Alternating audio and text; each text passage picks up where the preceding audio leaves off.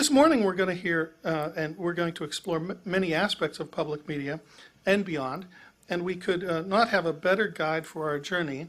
Korva Coleman is a soothing yet authoritative voice you all know from NPR, where she has served as a newscaster since 1990.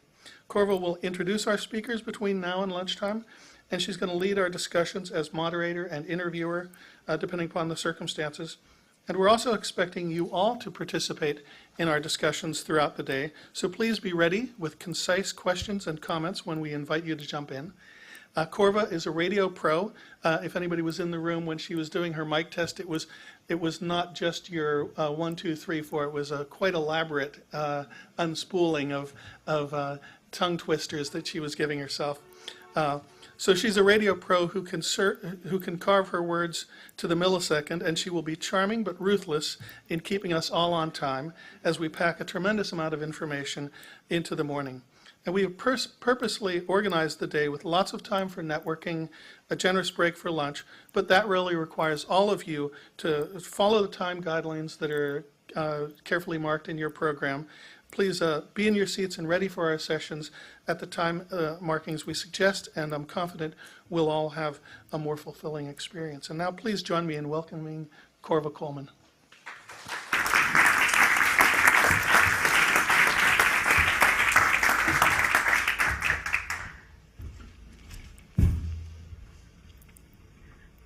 Good morning. It is a pleasure to be with you this morning, and I'll try and sit so I remember to turn around and look at absolutely, hey, I didn't know you were going to be here. This is lovely. To see friends in the audience, to see old friends and talk with new ones. And it couldn't begin better for me than to be able to have a conversation with NPR's first director of programming, Bill Siemering. Mr. Siemering is here with me this morning. One of the things, yes. One of the things that actually cracked me up when I first began to talk to Bill is I worked for NPR for almost 30 years, and Bill and I had never met. And as a matter of fact, this is our first face-to-face meeting that we recall, but we've spoken before. And this is sort of me doing a little fangirling, so I'm just as happy to be here this morning as you are. Bill Siemering, welcome to Media Impact Founders. Thank you, Korva. And I want to thank all of you for what you've given to media all over the United States and the enrichment that you've given to all of us that work in media. I'm also the recipient of philanthropy from David Haas and the Wincoat Foundation, who supported my developing radio partner. So we'll get to that later, but I want to acknowledge that I'm a recipient of your philanthropy. Bill, you're the first director of programming at NPR, a member of the founding board of directors of NPR. You hired Susan Stamberg. We should just stop there. You hired Linda Wertheimer. You hired Terry Gross. You spent 2 years at NPR. You went on to create amazing radio in other parts of the world, including developing Radio Partners, which serves several countries in Africa. But when you and I were talking, you tell me that even before you got to NPR, your formative years were in Wisconsin, yes, and SUNY Buffalo. And it's interesting that in this little clip with President Johnson talking about the Moral Act,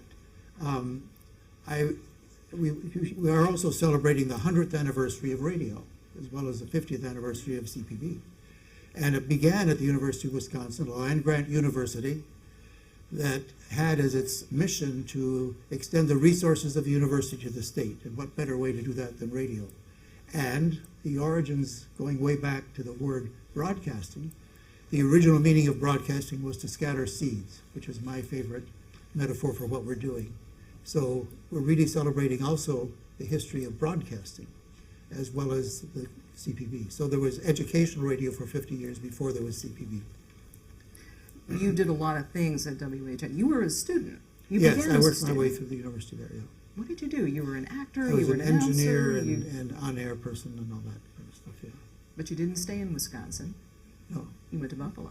Right. What happened? So I went to SUNY Buffalo, and at that time the radio station WBFO was a student club. It was off the air in the summers and things like that. So I wanted to learn more about Buffalo, and I did a porch-to-porch survey in the heart of the black community. It's called the Fruit Belt because the streets were named after fruit like peach and apple and so on, to find out what their interests were, what the unserved needs were, if you will. And out of that, I established a studio in the heart of the African American community, and basically the weekend programming all came from there. So let me get this straight. You actually went to people and asked them what they thought Yes. they would like to hear. And one of the things that struck me as a Caucasian in the black community was I wanted to understand what it felt like to be an African American. So we did a series of programs on this. To be Negro, we called it at that time, to try to enable Caucasians to understand what it's like to be an African American. What was that programming like? Well, it was very frank and straightforward discussion, and so that was a way of, again, trying to bridge the gap, because there were no people of color really in media at that time, in print and in radio. It was really just white-owned, black-oriented music stations. Wait, what year was this? It was around 1964. Okay. So you've got conversations on the air. You're hearing from people, but that wasn't all that there was. There was music too. Wasn't Oh yes, right. And we developed the station into a real station that was on the air full time and all that kind of thing. There was one thing that you did that really struck me. You did this 27-hour magnum opus stream of consciousness program. What was that? So this was a creative associate, Marianne Amache, if some of you are familiar with that kind of work of John Cage and that school of thought. So yes, she came, and so we had live lines around 5 different locations in the city, and we brought those in, and then she altered them over that time. So you could wake up in the middle of the night and say, gee, I wonder what the city sounds like now. And so that was kind of fun, because I was using the station really. I had the fortune of having a boss who said, you can just build this station up, and he gave me total freedom. And so I use it as a lab, really, to do that kind of thing. So you had 27 hours of nonstop sound. So you had airplanes taking off, Yes, and people in the street, and wasn't there a steel mill? There was a steel mill. Bethlehem Steel, you heard that, going zzz. And there was, you hear the workers changing, see you tomorrow, Joe, okay, okay. And there was a little bell-like at Pillsbury Factory and stuff like that. And there wasn't anybody moderating this. This was just this portrait of I asked the FCC if we could do this without station IDs, because it's continuous work of music, but they didn't. They said you had to do it. At the top of the hour.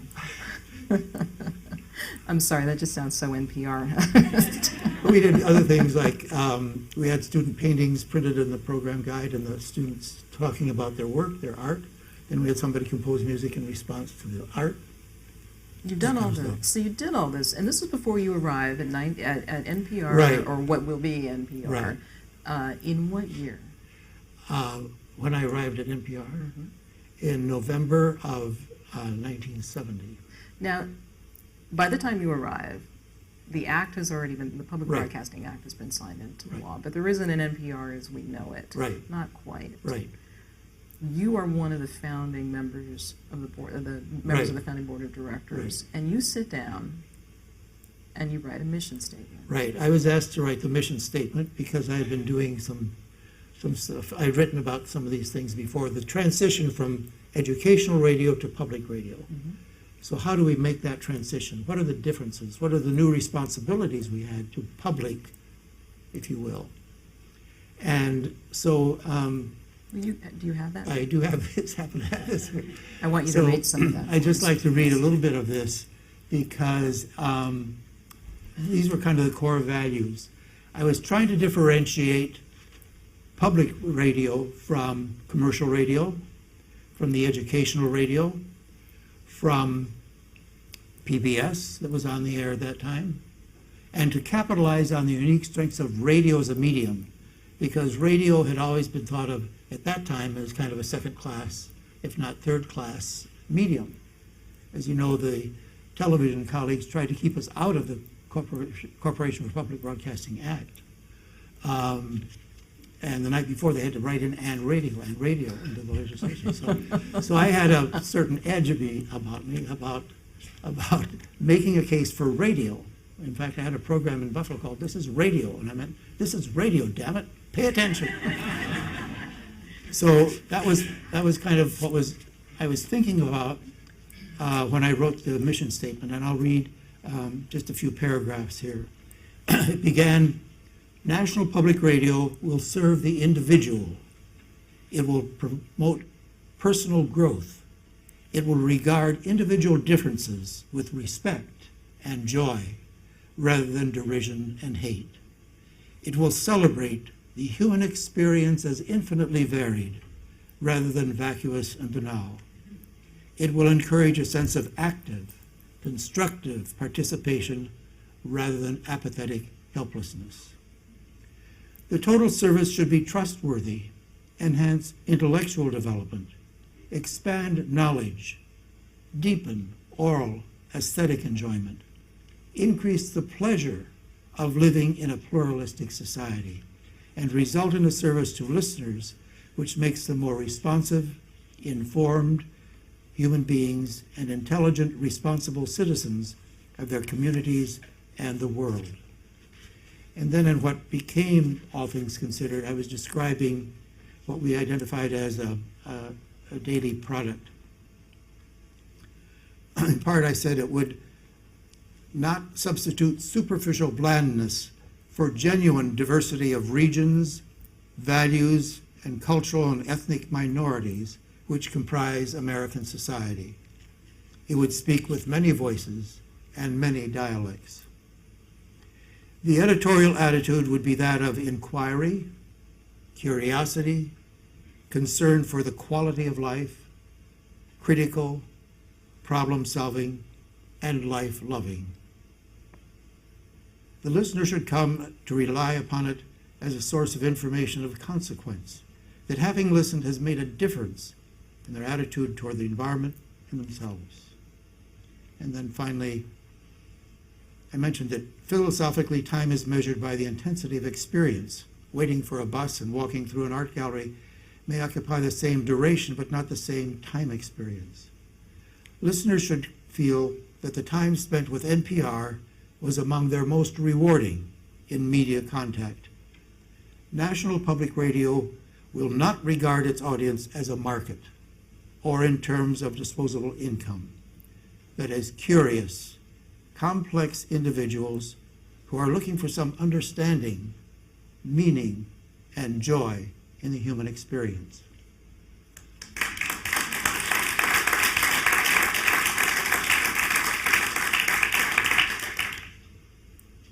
I remember when I first read that, and I remember thinking, have people read this? It's very humbling to be doing the work that you set out for us. And I want to thank you for that opportunity. Well, as some of your colleagues have told me, it's more relevant now than when I wrote it in 1970. You could be standing on top of the headquarters building at NPR and shouting that, and you would stop traffic. I realize it's not a kind of corporate mission statement that would be probably approved now, but I'm told that it's still given to new employees anyway. When you and I talked, you told me that as you wrote these words, you were thinking actually of three things. You were thinking aspirational, inspirational, and practical. Tell me more about that. Well, I wanted it to, you need to raise your sights. You're starting something brand new. It's a clean slate.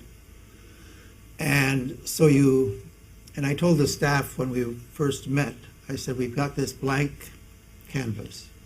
And it's very important about the first brush strokes we put on there. There'll be thousands of them we'll put on later, but the very first ones are very important. So I was trying to have us think about that from the very beginning.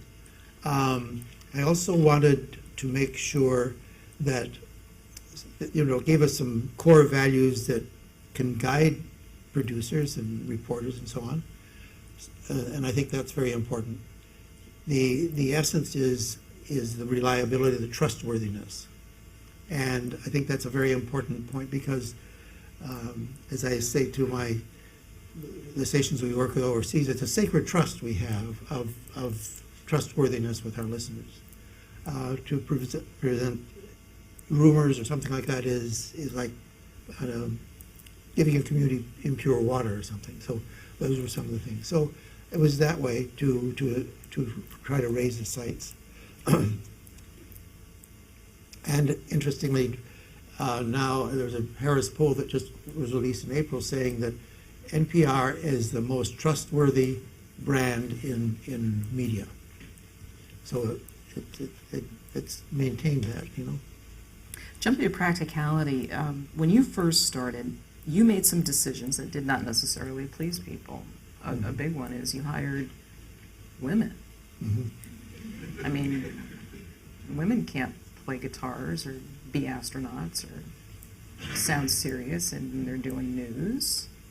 You put some teeth behind what a lie that was.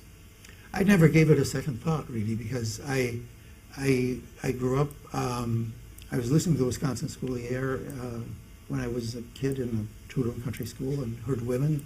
There were women on the air there,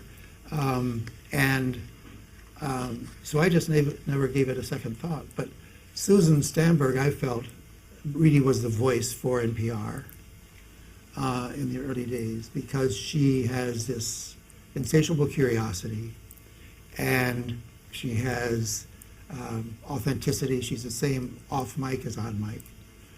And she just has this strong air presence. You pay attention when she comes on. Yes. And that's what we're looking for. So yes, there were some managers. We had the first meeting of all the station managers came to Washington about 2 weeks after we were on air. And they were very uneasy about this because they thought this was the first time we had live interconnection, that we were going to sound like the big guys. And kind of like, you know, we'll be like NBC and stuff, and it didn't sound like that. And there was no reason to sound like that, because I didn't want it to sound like that. We didn't want the male white voice of authority from New York sound. I wanted it to be conversational style, to be out of the studio, using sound to help enrich the telling of the stories, things like that. And when I wrote it, we'll speak with many voices and many dialects, of course, women's voices. You know, I never thought of it otherwise. So anyway, some said, well, you know, Bill, women just don't have the authority of men to do the news. I've heard that too. Korva. I've heard that too. And so that was one of the, and they would say, well, women can do the soft features, but they don't have the authority to do the hard news. I've heard that too. So, yeah. But I ignored it, of course, and went on our way. Yes, and they objected that we use music sometimes in the program. It wasn't, you know, we had documentaries within the program. The whole thing was designed, as the name says, all things considered, to consider all things, to bring it all together, because the news comes from the arts, more or less, you know. The last place you look for innovation is Congress. Every grand undertaking does have its drawbacks. Mm-hmm. If you were to look at shortcomings of public media, even at NPR, what would you identify today? Today? Mm-hmm. That's a hard one because I think it's doing so well. But I think I still like to see us reach more. We still need to speak with more voices and dialects, I think. NPR is doing a good job in that, I think, but there's certainly more room for that. My idea was that if you speak with many voices and dialects, you should have listeners that speak with many voices and dialects, and you should reflect that. So I think we have a ways to go with that. It was interesting. I was at a station talking about, they were just the first opportunity to talk about some new ideas. They wanted to have a new program, and they're just starting from scratch. And somebody said, well, you know, we have more listeners in the county than we do in the city. And I thought, whoa, to me, that's a wonderful challenge. I would look to see how that could be changed. How can we expand this it's wonderful that there are 4 million additional listeners to NPR in the last year. It's up to about 37 million now. But that should continue to grow, and people shouldn't, I want to get away from that idea of it being an elite, kind of service. Coming here, I took a taxi, and as usual, he was listening to Morning Edition. He's from Ethiopia, and I would say, I don't take cabs often, but it's every time, I would say 9 times out of 10, and they all say, this is the way I learn about America. And they're big fans of public radio. That's not what you'd call an elite group of white people or something. At this moment, I'd like to welcome audience questions. We do have some mics set up around the room, and I would like to ask you to ask Bill some questions you might have. Yes.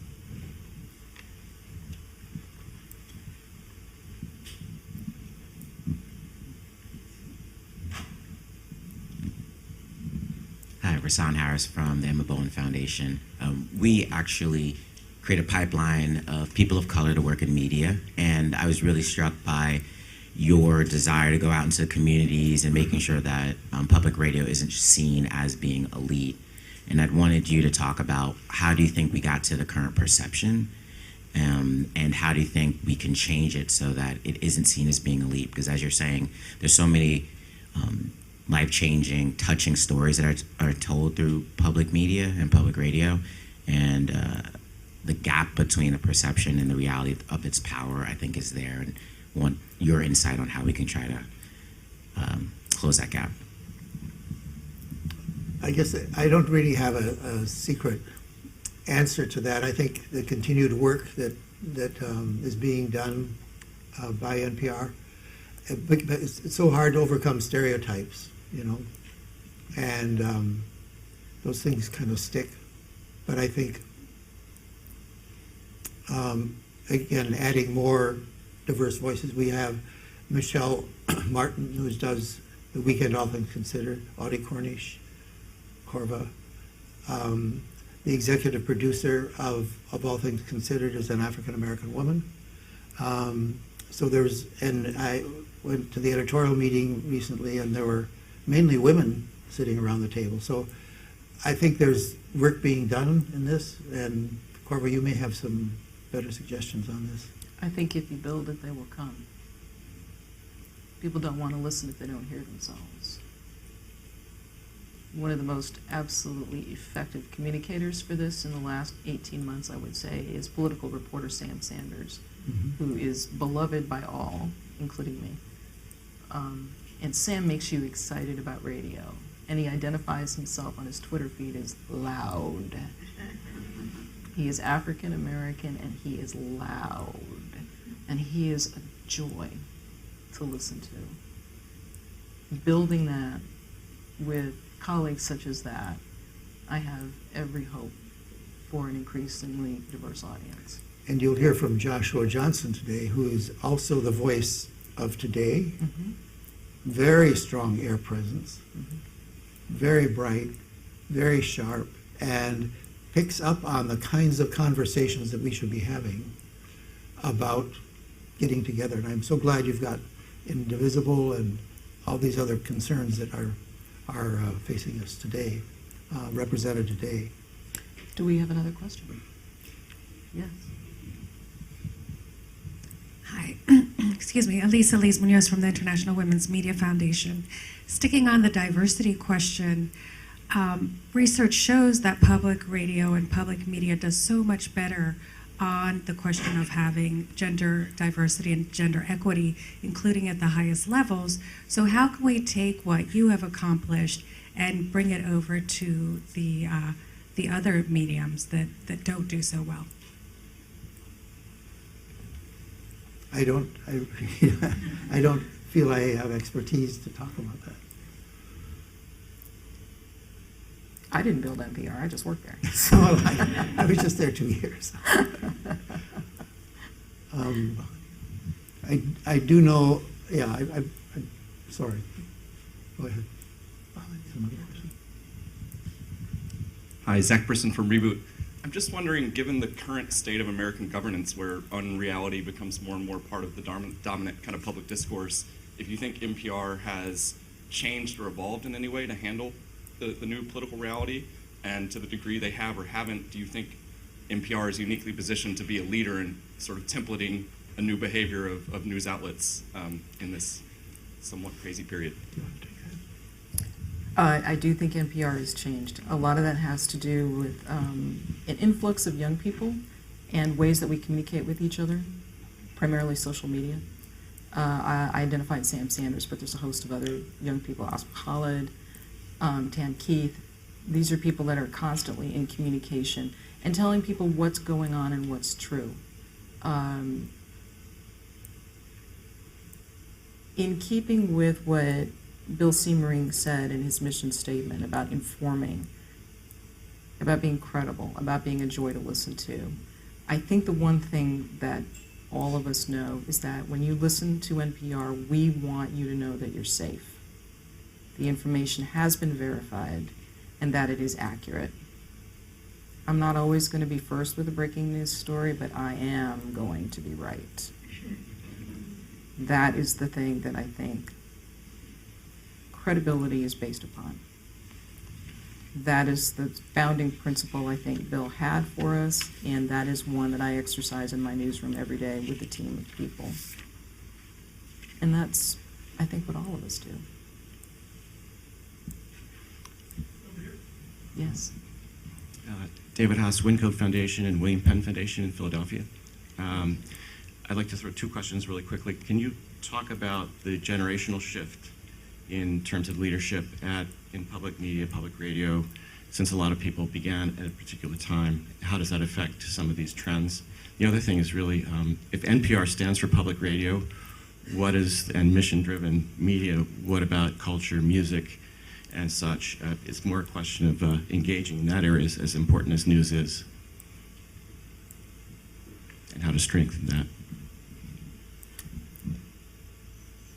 So are you asking, David, what is being done in the cultural area? As well as in terms of a generational difference. Yeah, the generational difference.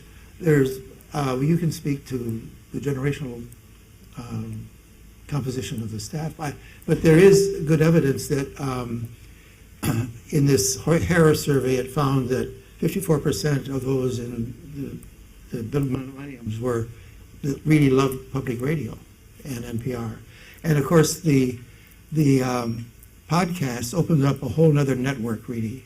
And so this is the age for audio, I think.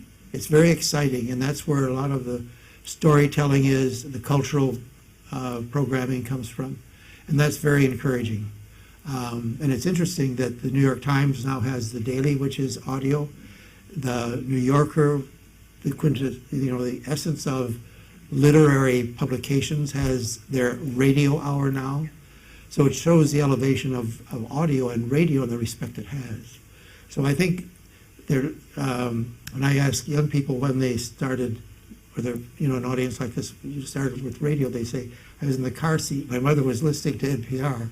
So that's what, if I might just say a word about the work overseas. Yes, developing radio. Developing Radio Partners is dedicated to bringing the most important information in development, farming, climate change, women's health, youth, to those hardest to reach using the most effective medium, radio, where in Africa, 85% of the people rely upon that for their primary source. So we work with local radio stations to enrich their programming, working in-country with in-country consultants.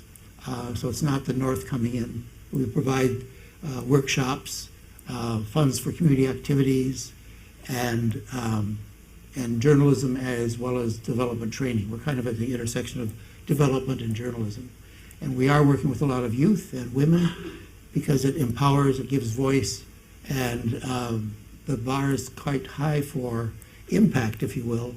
So trees have been planted, cholera has been reduced, livelihood has been increased by knowing how to store and water for drought periods, things like that.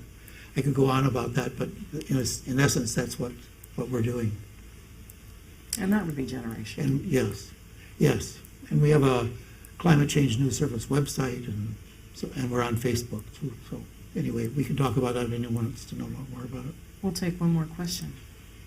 Yes. Hi, Stephen Birnbaum, California Healthcare Foundation. Thank you for the gift that you've given all of us.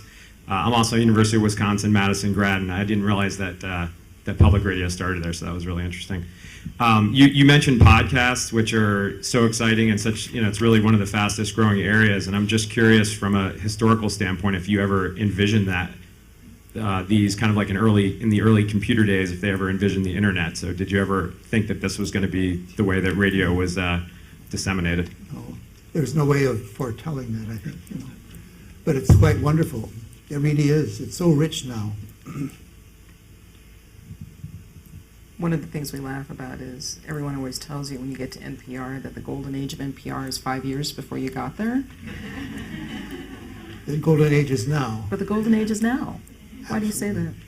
Why do you say the golden Well, age? because of the respect that it has, the growing appreciation in the country for straight, balanced news, and the way of reaching out to diverse voices, and the fact that it's growing in audience and appreciation, I think is testimony to that. I have one last question for you, and then I know you have something that you would like to say. But a lot of times when people want to talk to you, Bill, they see you as something of a visionary, especially with that mission statement. It was like you were taking dictation from God. But one of the things I think I see is that you were saying things that were blindingly obvious to you at that time. It Right. wasn't that you were trying to project into the future. It was, this is the now. This is what's so right now. So instead of asking you to project into the future about public media, what is blindingly obvious to you? What is the truth right now, as you see Of it? what's going on now? Yes. Well, I think the greatest danger we have is public ignorance. And I really don't like the term fake news because I don't want news to be contaminated by that word. It's lies, it's intentional lying, and we might as well call it that, and not associated with news. So I think that, and you're going to be talking about some of these things later, but I think that's one of the things. One of the other important things is the importance of local programming, not to be overwhelmed by all the wonderful things that the network offers and podcasts and so on, but there's still the need for local engagement, community involvement, like the stations I work with. In Rwanda, there's a station that had 40 live debates in 1 year. Why can't we do some of those things here? Or campaigns on issues like John Hockenberry's been talking about obesity this week. There could be little tips on some of those things, health issues. So those are a couple of the things that I see. You want to close this out with Well, there's just a statement? I just thought this kind of applied to your work in philanthropy and perhaps ours as broadcasters. It's by Bishop Oscar Romero, and he wrote, "We plant seeds that will one day grow. We water seeds already planted, knowing they will hold future promise. We lay foundations that will need further development. We provide yeast that produces effects far beyond our capabilities. We cannot do everything, and there's a sense of liberation realizing that. This enables us to do something and do it very well. It may be incomplete, but it is a beginning." Bill Siemering.